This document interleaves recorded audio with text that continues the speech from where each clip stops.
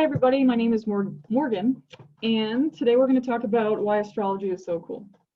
So basically, I've been a student of astrology for about 14 years, studying esoterics, mediumship, all kinds of interdimensional travel stuff, and lots of fun stuff, because I belong to Pluto and Scorpio generation. Anyway, I want to talk about why astrology is so cool. So everything in this universe is energy.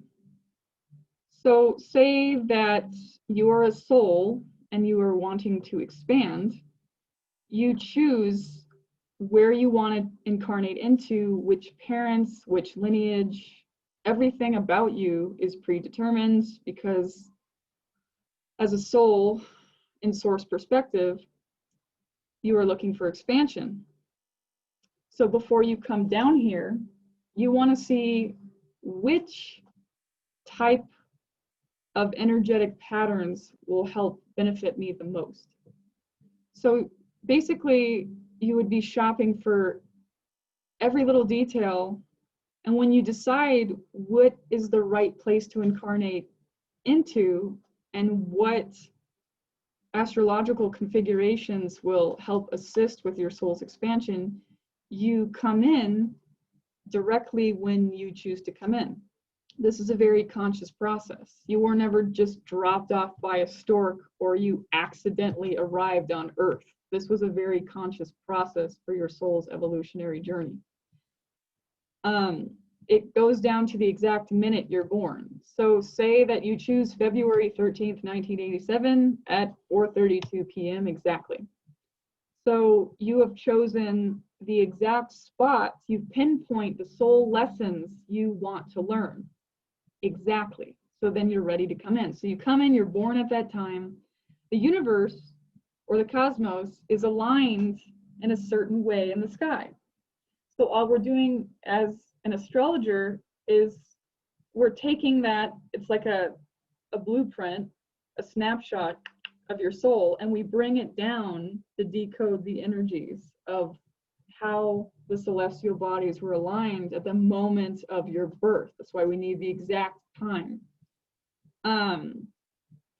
So as an astrologer, we're decoding energy. Well, what does it mean to have the moon in the first house, conjunct Saturn? Everything in this universe is energy. This table's energy. The planets, from a shamanic perspective, are alive. They're not just balls of dirt in the sky. They're living beings. So astrology is extremely helpful in decoding your soul's blueprint as to why. Everything is in your birth chart, your natal chart, everything. How you love, your money, your finances, your trauma, your soul's wounds, your gifts and talents and abilities, past life information. Everything is in your blueprint, in your natal chart. So it's an extremely vast, pervasive subject to study. I could literally study it my entire life and still not know the half of it. So it's an exciting journey for a crazy researcher. Anyway, let's take a look at an example chart and dive more into why astrology is so cool, as I will continue to give you more examples. All right, so let's see if I can figure out this Zoom thing. Okay, so here we have an example chart. This person's born on February 13th, 1987 at 4:32 p.m. in Tucson, Arizona. So everything in the inner wheel is the natal chart. It stays static. You have houses 1 through 12 that basically break up your entire life into 12 possible areas. The planet itself has different energy depending on what it is, but everything about your soul is in this chart. There's something called Black Moon Lilith. That's a wonderful placement with uncovering your worst fears and greatest powers. The moon is your subconscious. It's directly connected to past memories from past lives. It's your emotions. So depending on the level of your awareness and what type of astrologer you are, or what your interests are in, or your beliefs and background, there is many different areas for you to study astrology. There's esoteric astrology, there's psychology astrology, there's shamanic astrology, there's draconic astrology. There's so many different areas to study. And so it can be overwhelming at first to dive into astrology. The simplest way to dive in, of course, is what is out on the web, which is thousands and thousands and thousands of different information related to astrology. The simplest way is the westernized charts. Here we have the Placidus chart, which is kind of the standard Western astrology chart. This is a website called Astrodienst. It's a Swiss website that is free until you have 100 charts, then they charge you $10, but it's amazing. I've used it for years before I got my Solar Fire program. So let's just talk about a few things.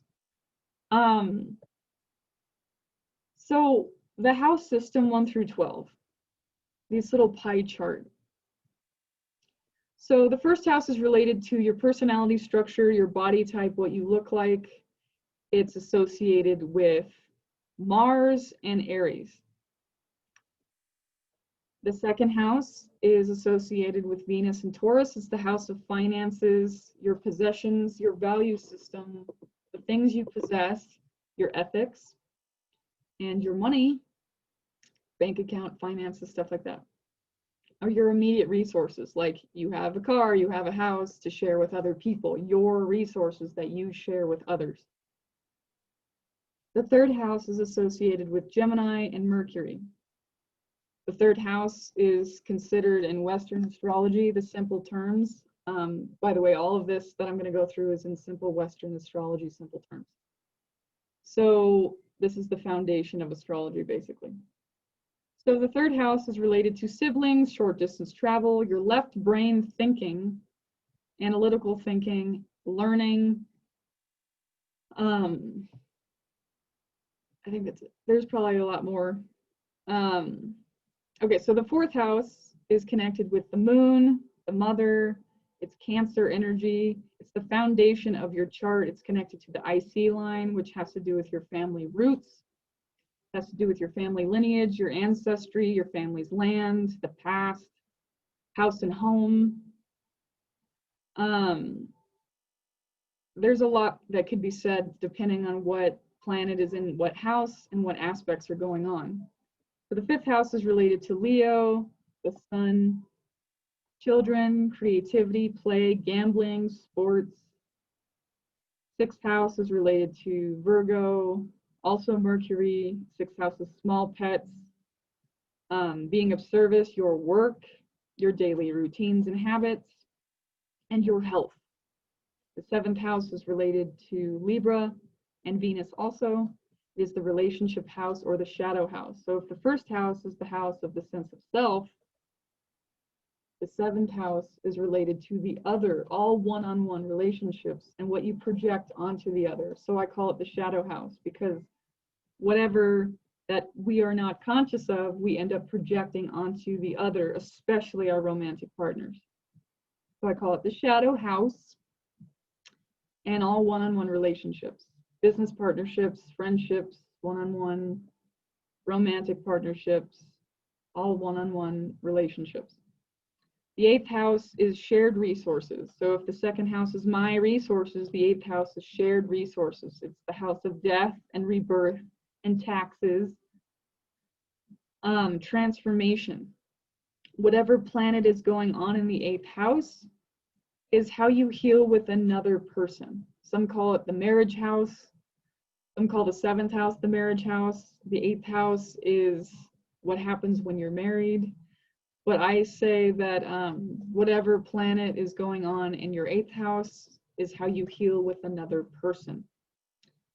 It's also a house of death transformation. Whatever planets or asteroids are going on in that house, there'll be extreme transformations throughout your incarnation. It is my favorite house. It is also the house of the occult, all hidden occult knowledge, kind of like a dark lake where you can't really see at the bottom of the lake. And some people are terrified to even put their toe in the dark lake. And some people like me love to jump right in and see what's below and beneath the surface of what's down there. And why is it there in the first place? So it's kind of like the house of psychology, which is related to Pluto and Scorpio. All of those archetypes use the underworld and psychological perspectives to dive deeper into themselves. So this house is very powerful and very feared by a lot of people. Ninth house. Ninth house is ruled by Sagittarius and Jupiter. Ninth house is considered the right brain or super consciousness. It's considered long distance travel, in-laws, higher knowledge, higher education, philosophy. It could be interdimensional travel as well as long distance travel. Basically of teaching, the house of teaching. So if the third house is learning and Gemini and obtaining and learning anything and everything, the ninth house is teaching and transmitting that information and knowledge from the third house of what you've learned.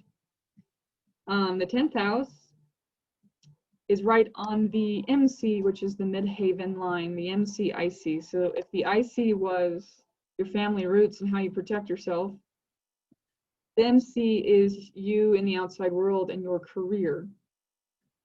So the 10th house is connected to the career line. The 10th house is you in the outside world, how other people perceive you. So to back up a little bit, if all of these planets all of these houses 1 through 6 are you personally in your inner world, this starting from the 7th house is you interacting with the outside world. If you have a lot of stuff going on in the bottom of the horizon line, the AC/DC, you're a very introverted, introspective person that really is guided to dive deeply into themselves. If a lot of your planets are above the horizon line, you learn the most through other people and your interactions in the outside world. So anyway, back to the 10th house, it's Saturn and Capricorn. It is the father, it is career, it is authority, it is you in the outside world. It is basically what you would do for a career depending on the house cusp. As you can see in this example chart, we have Taurus here in the 10th house. So this person would want a practical type of career, a steady kind of income to sustain them, or something reliable, like a reliable job. Reliability is Taurian energy, reliable, stable, grounded energy. Next, we have the 11th house, which is Aquarius and Uranus. 11th house is networks, groups, hopes, wishes, dreams. It is individual perspective. It is you in groups, how you function in groups of people, with your networking, with anything to do with the community. It is you in a community setting. 12th house is the house of the collective unconscious. It is Pisces and Neptune. So if Pisces Neptune energy is a vast sea of ocean of every thought that's ever been thought in the collective, it's like the astral plane. It is a vast sea of information that is available for us to tap into. Say somebody has their sun there, their solar energy naturally shines in the realm of the collective unconscious. So they have a lot to say about what is beneath the surface of the emotions of everybody in the world.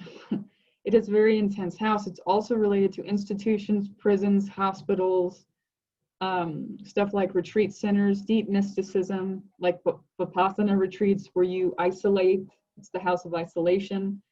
A lot of people find their spirituality in isolation. So a lot of people that I've met that have been to prison for several years, that is the exact place where they found their spirituality, because they were forced to be isolated and secluded, where there wasn't as many distractions to interfere with their spiritual journey.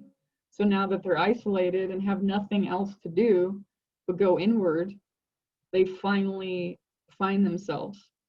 So the 12th house is related to isolation as well. So those are the houses. So rather than going into every aspect of astrology, because it's endless, I'm going to end with, I really, astrology has changed my life for the better. Instead of blaming or shaming or pretending I wasn't powerful, I can see now that we are all connected. And you choose everything about your life. It's all in the blueprint. It's, I didn't point it out here, but like there's your gifts and talents and everything else. Like Pluto is your evolutionary journey as a soul. It is the death and rebirth planet. It's how you're evolving and regenerating. It is also your greatest soul wound. Pluto is an intense planet, whereas it's all about deep psychological excavation and regeneration. So that placement alone is life-changing to see what house it's in, if it's opposing or in aspect to another planet, what house cusp it is on the house where Pluto is located. Pluto rules psychology, it rules the whole psychology department. Pluto in and of itself is an amazing planet to research of where it's at in your chart. So it gives you clues as to what you are evolving into and what trauma you are transmuting.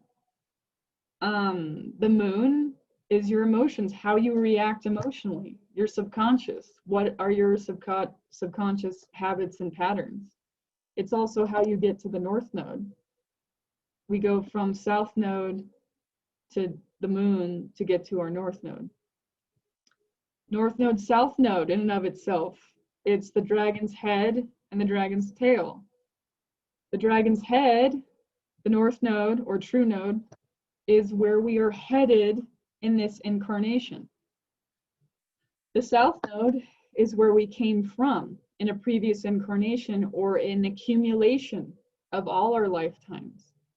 It is apparent that when we hit 30, we really actively start focusing more on the North Node.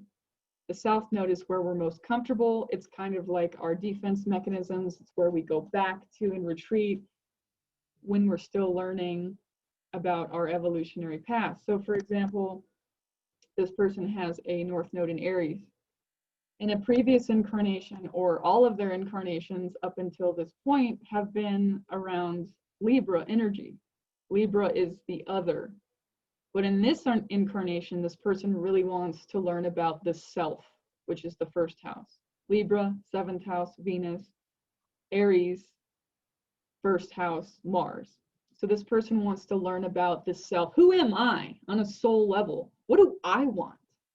In the past, I've given to other people constantly. I've been the wife or the husband or the caretaker or the people pleaser or the peacemaker or the balancer for everybody else and their grandma except for me. I completely disowned myself and gave selflessly to everyone else. So in this life, to correct the balance, I want to be selfish and I want to learn about who I am on a soul level for my soul's evolution and growth. So that in and of itself, the North Node, South Node points in a chart is a very important place to start with your chart.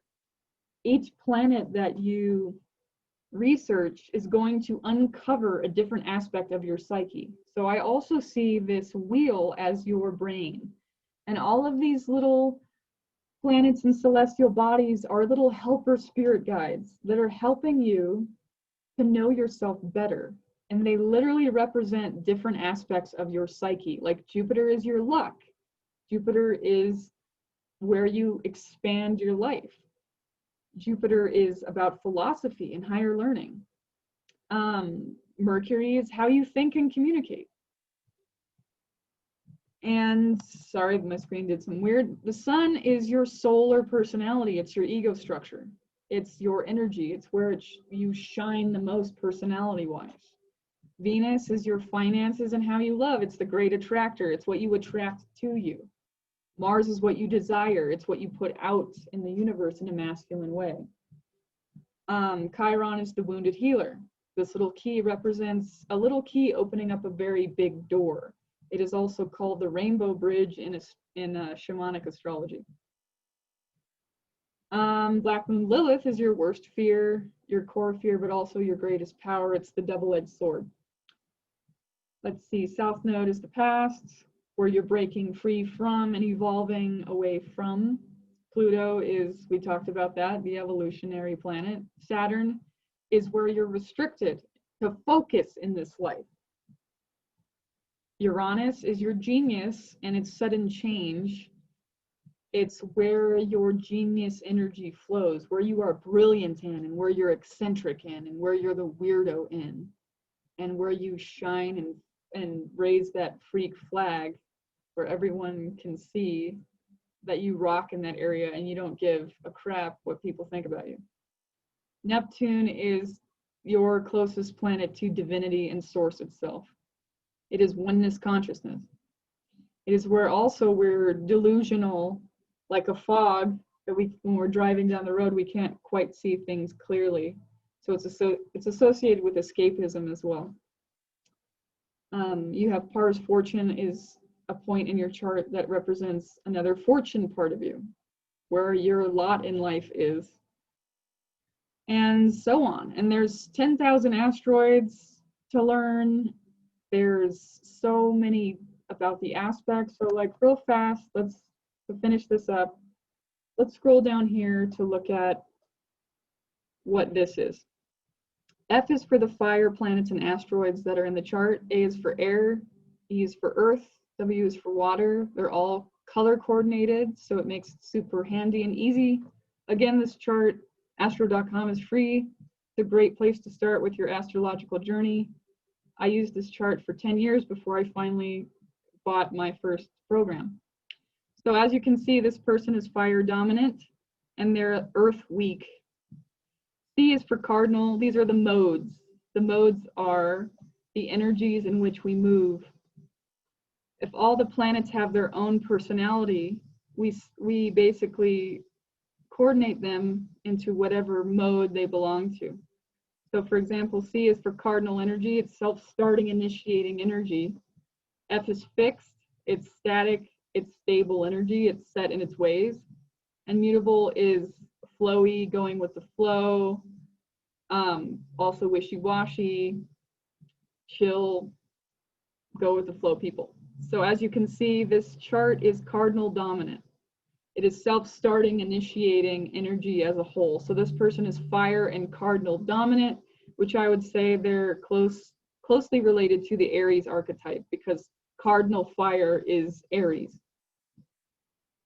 All right, so over here we have the aspects and we have the planets themselves, and these are the degrees. So the sun, when they were born, was at 24 degrees Aquarius. The moon was at 25 degrees Leo, 56 minutes, 21 seconds. Mercury was at 12 degrees Pisces. Venus, 9 degrees Capricorn. The degrees in and of itself is a very wonderful thing to study, because each degree, there's 30 degrees in each house, give or take, depending on the size of the house. So if you add up all the degrees, right, you get the whole 360-degree wheel, adding up all 12 zodiac signs. So the degrees of the placement of the planet are very important, because this person was born with 25 degrees of the moon, but you could have someone born 5 minutes later and have the moon in 30 degrees of Leo and have their moon a completely different energy. So the degrees itself is a very important thing to study as well. Then we have the aspects chart. The aspects are how the planets communicate with each other. Planets and celestial bodies communicate with each other. This in and of itself, again, is a beautiful thing to research. All of these aspects to astrology make up the whole.